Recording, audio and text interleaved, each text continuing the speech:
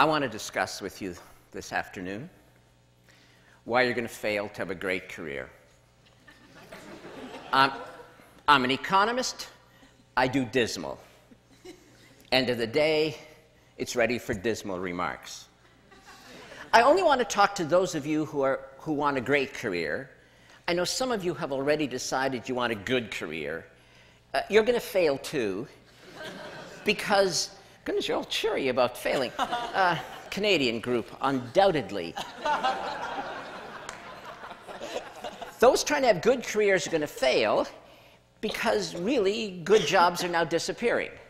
There are great jobs and great careers, and then there are the high workload, high stress, blood-sucking, soul-destroying kinds of jobs, and practically nothing in between. So the people looking for good jobs are going to fail. I want to talk about those looking for great jobs, great careers, and why you're going to fail.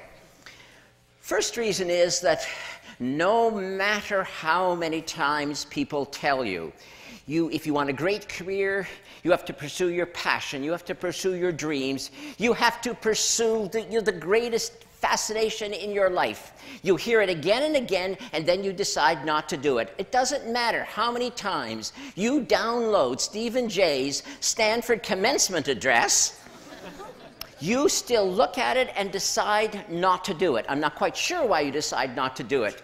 You're too lazy to do it, it's too hard, you're afraid if you look for your passion and don't find it, you'll feel like you're an idiot. So then you make excuses about why you're not going to look for your passion. And they are excuses, ladies and gentlemen. We're going to go through a whole long list.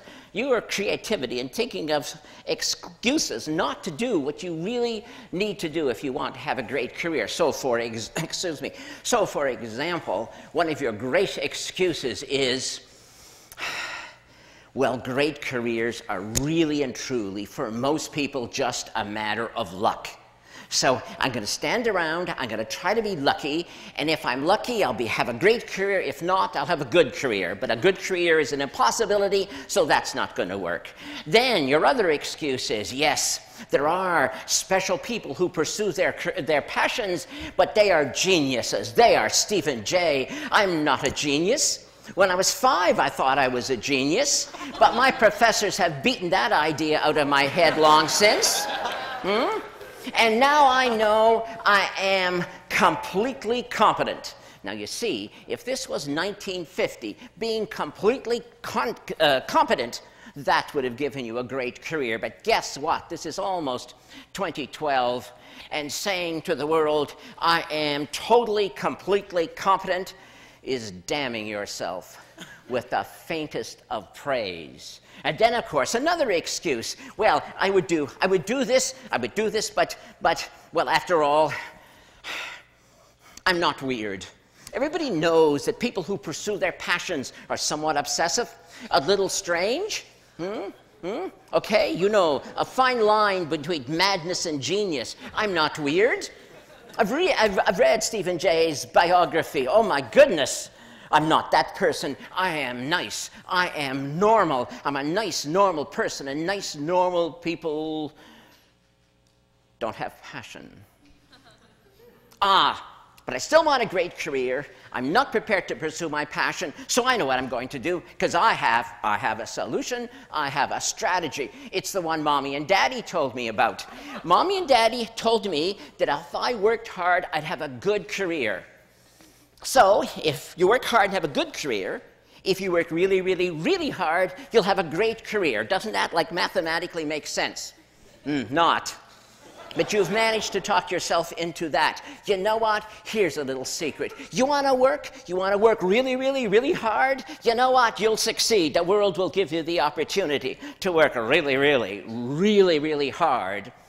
But are you so sure that that's going to give you a great career when all the evidence is to the contrary? So let's deal with those of you who are trying to find your passion. You actually understand that you really had better do it. Never mind the excuses. You're trying to find your passion, and you're so happy. You found something you're interested in. I have an interest. I have an interest. You tell me. You say, I have an interest. I say, that's wonderful. And what are you trying to tell me? Well, I have an interest. I say, do you have a passion? I have an interest, you say. Your interest is compared to what? Well, I'm interested in this. And what about the rest of humanity's activities? I'm not interested in them. You've looked at them all, have you? No, not exactly. Passion is your greatest love.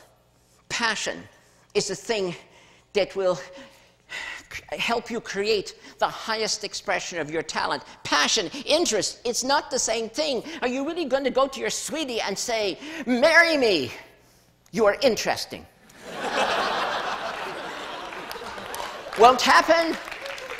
Won't happen, and you will die alone. What you want is passion. It is beyond interest. You need 20 interests, and then one of them might be grab you, one of them might engage you more than anything else, and then you may have found your greatest love in comparison to all the other things that interest you. And that's what passion is. Now, that friend proposed to his sweetie. He was an economically rational person. He said to his sweetie, let us marry. Let us merge our interests. Yes, he did. I love you truly, he said. I love you deeply. I love you more than any other woman I've ever encountered. I love you more than Mary, Jane, Susie, Penelope, Ingrid, Gertrude, Gretel. I was on a German exchange program then. I love you more than All right. She left the room halfway through his enumeration of his love for her. After he got over his surprise at being, turned down, he concluded he'd had a narrow escape from marrying an irrational person. Although he did make a note to himself that the next time he proposed, it was perhaps not necessary to enumerate all of the women he had auditioned for the part. But the point stands. You must look for alternatives so that you find your destiny. Or are you afraid of the word destiny? Does the word destiny scare you? That's what we're talking about. And if you don't find the highest expression of your talent, if you settle for interesting, what the hell ever that means, do you know what will happen at the end of your long life? Your friends and family will be gathered in the cemetery, and there, beside your grave site, will be a tombstone, and inscribed on that tombstone it will say, here lies a distinguished engineer who invented Velcro. But what that tombstone should have said in an alternative lifetime, what it should have said if it was your highest expression of talent, was, here lies the last Nobel laureate in physics, who formulated the grand unified field theory and demonstrated the practicality of warp drive. Velcro indeed. One was a great career. One was a missed opportunity. But then there are some of you, in spite of all these excuses, you will find your passion. And you'll still fail. You're going to fail because you're not going to do it. Because you have invented a new excuse. Any excuse to fail to take action. And this excuse I've heard so many times. Yes, I would pursue a great career, but of value. Human relationships, more than accomplishment. I want to be a great friend. I want to be a great spouse. I want to be a great parent. And I will not sacrifice them on the altar of great accomplishment. What do you want me to say? Now, do you really want me to say now, tell you, really, I swear I don't kick children? Look at the worldview you've given yourself. You're a hero no matter what. And I, by suggesting ever so delicately that you might want a great career, Must hate children. I don't hate children. I don't kick them. Yes, there was a little kid wandering through this building when I came here, and no, I didn't kick him. Of course, I had to tell him the building was for adults only and to get out. He mumbled something about his mother, and I told him she'd probably find him outside anyway. Last time I saw him, he was on the stairs crying. What a wimp. Well, but what do you mean? That's what you expect me to say. Do you really think it's appropriate that you should actually take children and use them as a shield? You know what will happen someday, you ideal parent, you. The kid will come to you someday and say, I know what I want to be. I know what I'm going to do with my life. You were so happy. It's the conversation a parent wants to hear because your kid's good in math and you know you're going to like what comes next. Says your kid, I have decided I want to be a magician. I want to perform magic tricks on the stage. And what do you say? You say, that's risky, kid.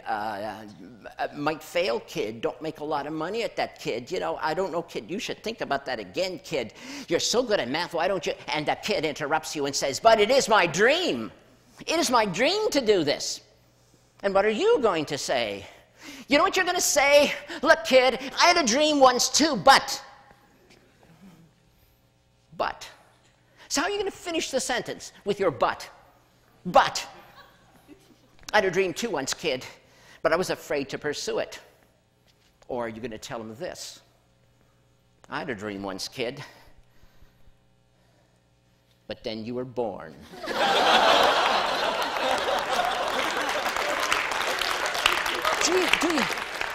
Do you really want to use your family? Do you really ever want to look at your spouse and your kid and see your jailers? There was something you could have said to your kid when he or she said, I have a dream. You could have said, looked the kid in the face and said, go for it, kid. Just like I did. But you won't be able to say that because you didn't. So you can't.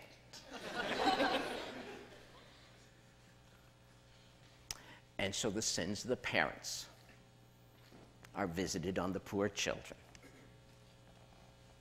Why will you seek refuge in human relationships as your excuse not to find and pursue your passion?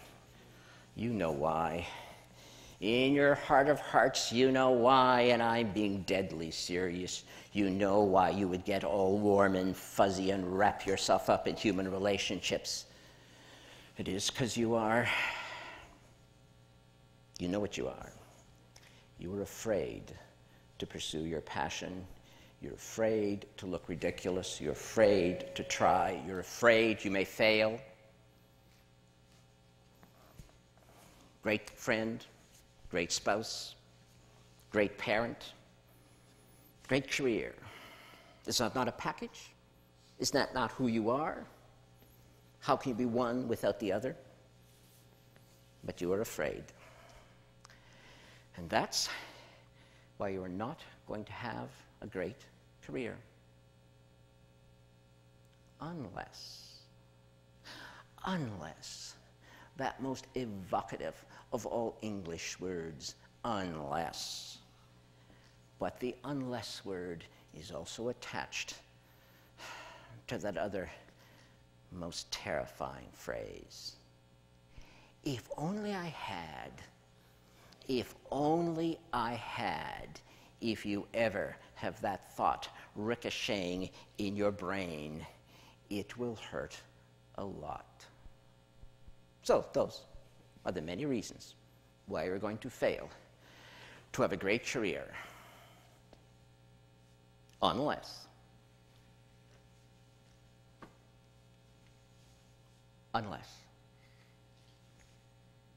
Thank you.